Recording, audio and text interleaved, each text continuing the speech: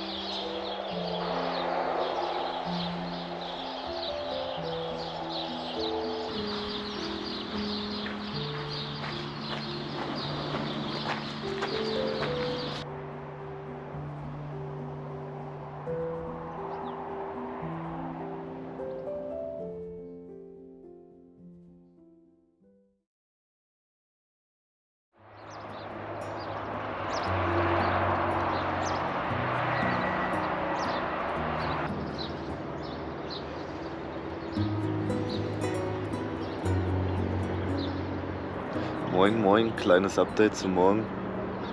Oh, gestern, das hat mich so angekotzt. Dieser Waikato River ist extrem schmutzig an manchen Stellen und da kann man jetzt kein Wasser rausziehen, was meine Planung komplett zerhauen hat.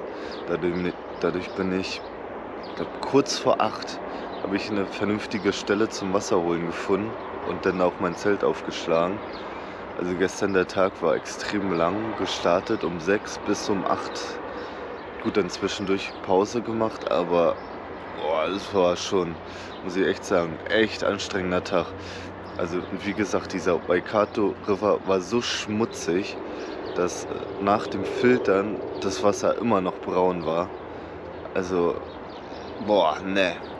Dann habe ich nachgelesen, dass da immens viel Nitrat von den Äckern drin ist. Und es ist so eine braune Brühe zum Teil an manchen Orten. Und das Problem ist, denke ich, dass das Wasser an manchen Stellen einfach nur steht und nicht in Bewegung ist. Und dadurch einfach mega braun ist. Ja gut, auf jeden Fall hat jetzt alles geklappt. Und jetzt wird es nochmal ein langer Tag mit 34, 35 Kilometer bis zum nächsten Zeltplatz. Und ja, dann schauen wir mal.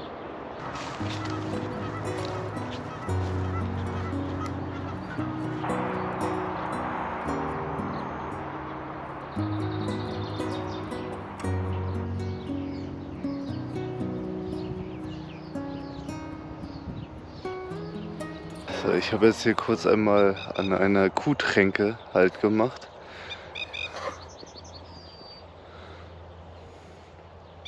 Da sieht man ganz gut, das hier ist ein Schwimmer. Wenn das Wasser in dem Becken zu wenig wird, dann wird mit einer Pumpe Wasser nachgepumpt, damit die Rinder immer genug zu saufen haben. So, und das Wasser da drin kommt aus dem Grundwasser. Und wenn man keine vernünftigen Wasserquellen findet, ist das eine mega gute Alternative. Das ist einmal durchgefiltert und dann hat man vernünftiges Wasser.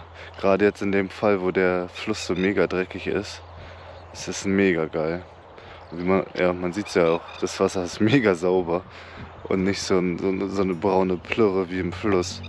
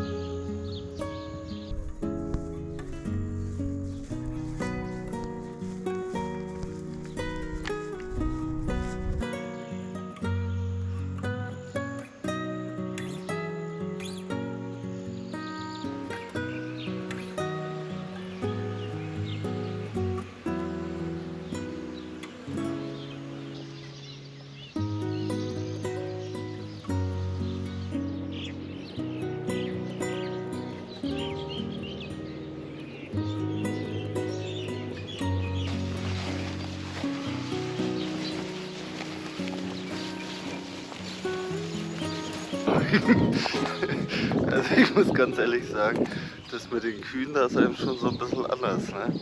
Also man muss ja quer durch.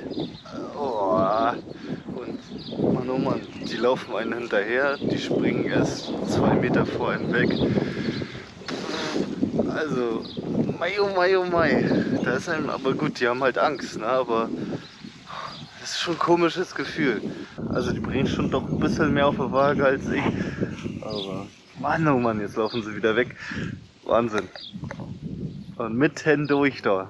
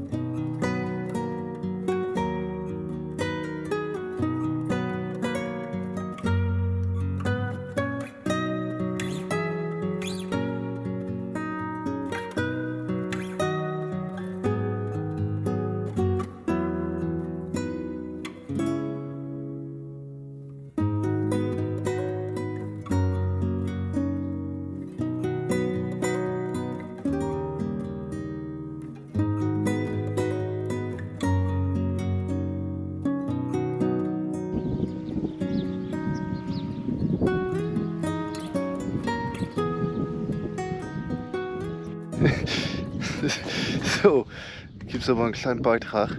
So, und zwar hier sieht man den offiziellen Weg. Und ich muss ganz ehrlich sagen, es gibt oft Trailabschnitte, die führen über eine Autobahn. 2 Kilometer über der Autobahn. Also da muss man kilometerlang auf irgendwelchen Highways laufen, wo Autos fahren ohne Ende.